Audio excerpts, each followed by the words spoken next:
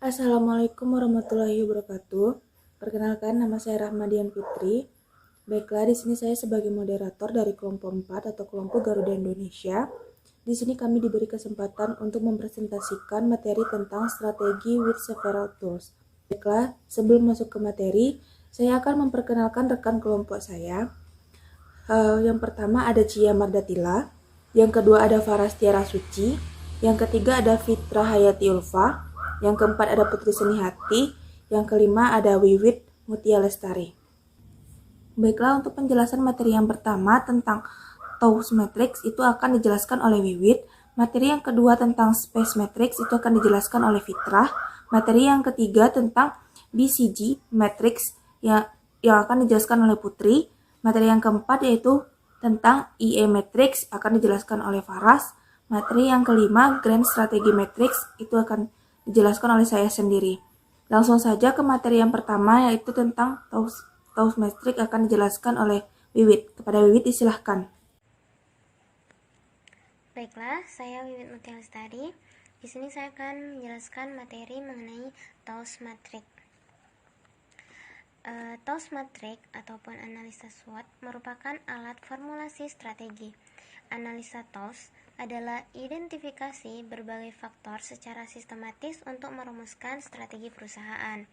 Analisis ini didasarkan pada logika yang dapat memaksimalkan kekuatan dan peluang, namun secara bersamaan juga dalam meminimalkan kelemahan serta ancaman.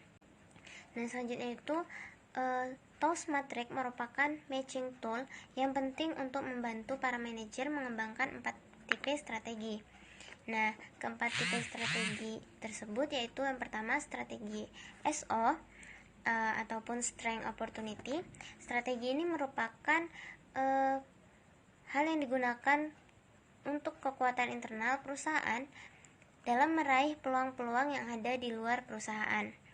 Selanjutnya, strategi yang kedua yaitu strategi WO, Weakness Opportunity. Strategi ini bertujuan untuk memperkecil kelemahan-kelemahan internal perusahaan dengan memanfaatkan peluang eksternal. Yang ketiga yaitu strategi ST. Strategi ST yaitu Strength Trade. Melalui strategi ini, perusahaan berusaha untuk menghindari atau mengurangi dampak dari ancaman-ancaman eksternal. Yang terakhir yaitu strategi WT atau Weakness Trade. Strategi ini merupakan taktik untuk bertahan dengan cara mengurangi kelemahan internal serta menghindari ancaman. Nah, yang terakhir yaitu ada cara analisis matrix TOWS. Yang pertama, dalam membuat analisis matrix TOWS diperlukannya pengumpulan data yang diperlukan. Nah, yang kedua yaitu membuat analisis IFAS dan EFAS. IFAS merupakan singkatan dari Internal Factor Analysis Summary, sedangkan EFAS yaitu External Factor Analysis Summary. Nah, langkah yang ketiga yaitu membuat matriks interaksi TOWS.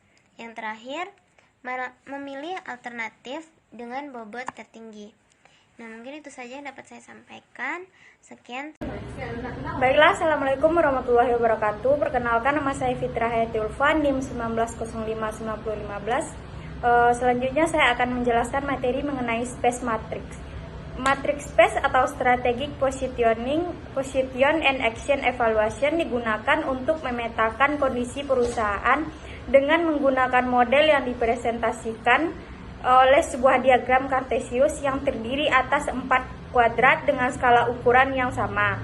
Kerangka kerja 4 kuadrat ini menunjukkan analisis dengan strategi agresif, konservatif, defensif, dan kompetitif bagi perusahaan. Ini merupakan pengembangan dari metode portofolio 2 dimensi. Seperti halnya portofolio produk BCG, Boston Consulting Group, atau metode MC Kinsey, Attractive Finish Industry, atau Company Strength Matrix. Space Matrix ini menyatakan 2 dimensi, yakni dimensi internal yang terdiri atas financial strength dan competitive advance. Yang kedua, dimensi eksternal yaitu environmental stability dan industry strength. Langkah-langkah pengembangan Space Matrix. Satu, yaitu pilih sejumlah variabel untuk mengukur financial strength, competitive advantage, environmental stability, dan industry strength. Yang kedua, beri tanda dengan angka berurutan dari +1, yakni yang paling buruk, sampai +6 yang paling baik. Untuk variabel dari dimensi Fs dan Is, beri tanda dengan angka berurutan dari 1 yang paling baik sampai -6 yang paling buruk. Yang ketiga, hitunglah nilai rata-rata variabel-variabel tiap dimensi. Kemudian petakan nilai rata-rata. Yang keempat, yaitu jumlahkan kedua nilai pada sumbu X dan petakan hasil pada sumbu X.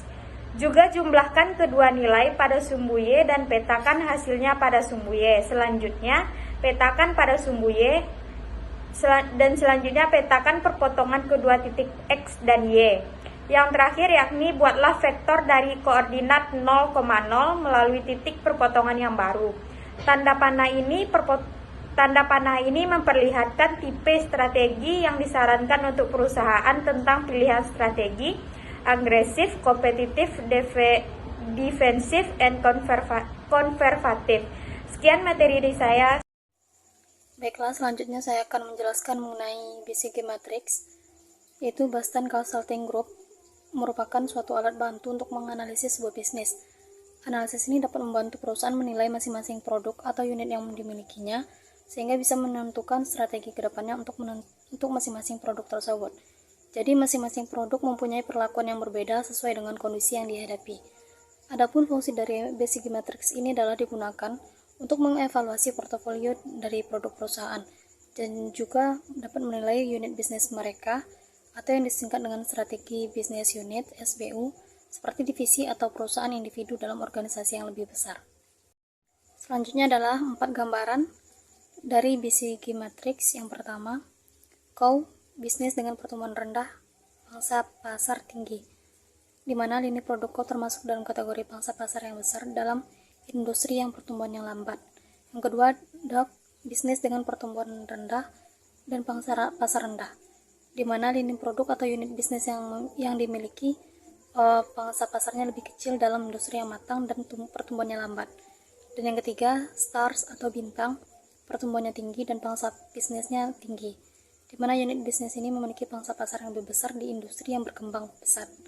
Dan yang keempat adalah question marks, yaitu pertumbuhan rendah di permintaan pasar yang tinggi, di mana unit bisnis ini memiliki pangsa pasar lebih kecil di pasar dengan pertumbuhan yang tinggi. Untuk selanjutnya materi akan dijelaskan oleh rekan saya. Assalamualaikum warahmatullahi wabarakatuh. Perkenalkan, nama saya Farah Tiara Suci dengan nomor NIM 19059014.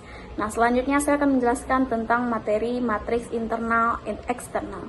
Nah, yang pertama perlu kita ketahui yaitu pengertian dari matriks internal eksternal, di mana menurut David pada tahun 2004, matriks internal eksternal menempatkan berbagai divisi dari suatu organisasi dalam 9 sel, di mana matriks IE ini serupa dengan matriks BCG dalam arti keduanya menempatkan berbagai divisi dari organisasi di dalam diagram skematis.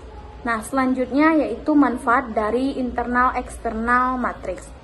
Nah, internal eksternal matrix ini bermanfaat untuk memposisikan suatu SBU perusahaan dalam matriks yang terdiri dari 9 sel.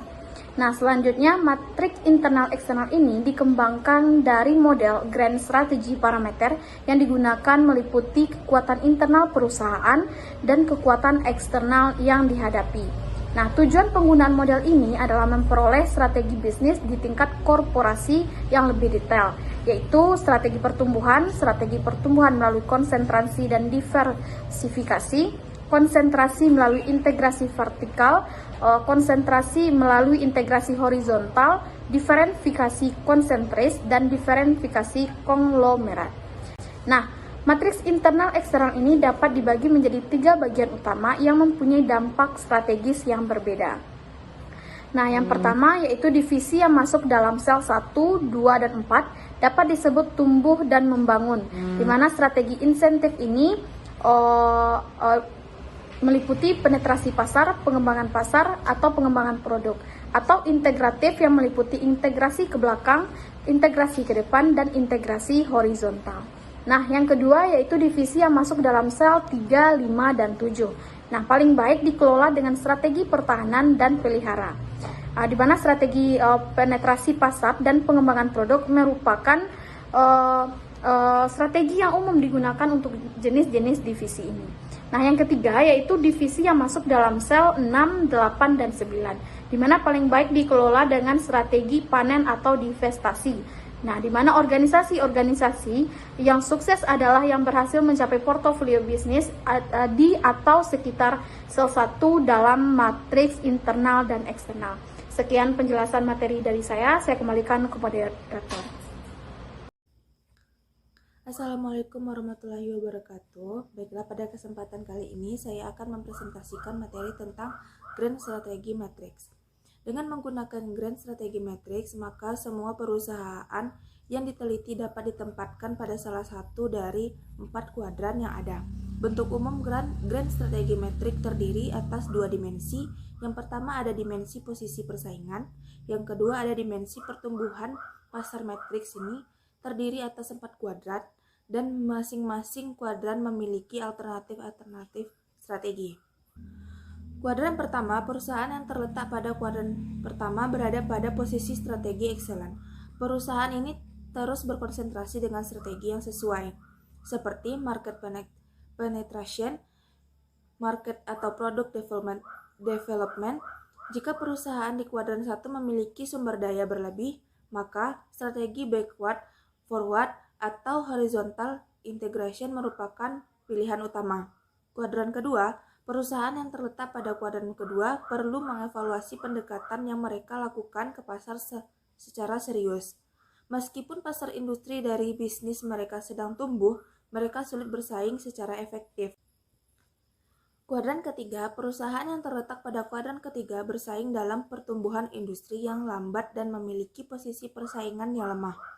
Perusahaan harus mampu membuat beberapa perubahan yang cukup drastis serta cepat untuk menghindari kebangkrutan atau tindakan likuidasi. Kuadran 4, perusahaan yang terletak pada kuadran keempat memiliki posisi persaingan yang kuat tetapi berada dalam pertumbuhan industri yang lambat. Perusahaan ini memiliki kekuatan untuk meluncurkan program diversifikasi ke dalam area-area bisnis yang tumbuh dan menjanjikan. Baiklah, sekian dari penjelasan dari saya. Terima kasih. Perkenalkan, nama saya Cimadatila dengan NIM 19059145. Baiklah, saya akan menjelaskan tentang studi kasus. Kelompok 4 mengambil studi kasus tentang PT Intan Pariwara. Nah, PT Intan Pariwara ini adalah perusahaan yang bergerak di bidang penerbitan dan percetakan buku-buku mata pelajaran jenjang TK sampai dengan SMA atau SMK serta umum. Matriks strategi TAUS merangkai perangkat pencocokan yang penting membantu manajer mengembangkan 4 tipe strategi, yaitu strategi KP, kekuatan peluang, strategi KA, kekuatan ancaman, strategi KP, kelemahan peluang, dan strategi KA, kelemahan ancaman. Nah, analisis TAUS dari PT Intan ini adalah yang pertama ada peluang. Peluang yang pertama, produk-produk PT Intan Pariwara masih dicari oleh masyarakat. Kedua, tidak adanya regulasi untuk TK. 3, terbukanya kesempatan penjualan buku untuk kelompok PAUD atau pendidikan anak usia dini. Nah, selanjutnya yaitu ada ancaman. Ancaman yang pertama adalah semakin banyaknya bermunculan penerbit baru. 2, banyaknya penerbit yang sudah ada sebelumnya. 3, pembeli mempunyai kekuatan tawar yang cukup tinggi. Nah, kekuatan dari analisis ini adalah yang pertama produknya dari tingkat TK hingga SMA. 2, produknya sudah memenuhi standar nasional perbukuan. 3, penulisnya berskala nasional. 4, jaringan perwakilan sudah tersebar di seluruh Indonesia. 5, sudah mempunyai brand image di masyarakat. Yang terakhir yaitu adalah kelemahan. Kelemahan yang pertama adalah pengiriman distribusi buku sering telat. 2, SDM pemasaran tingkat pendidikannya hanya sampai SMA. 3, jumlah tenaga kerja pemasaran masih sedikit. Yang terakhir, produk sales tenaga pemasaran masih kurang. Sekian dari saya kembalikan kepada moderator. Baiklah, itu adalah presentasi dari kelompok Garuda Indonesia. Saya sebagai moderator mewakili rekan-rekan. Jika ada kesalahan dan kekurangan dari presentasi kami mohon maaf sebesar-besarnya. Saya akhiri dengan Assalamualaikum warahmatullahi wabarakatuh.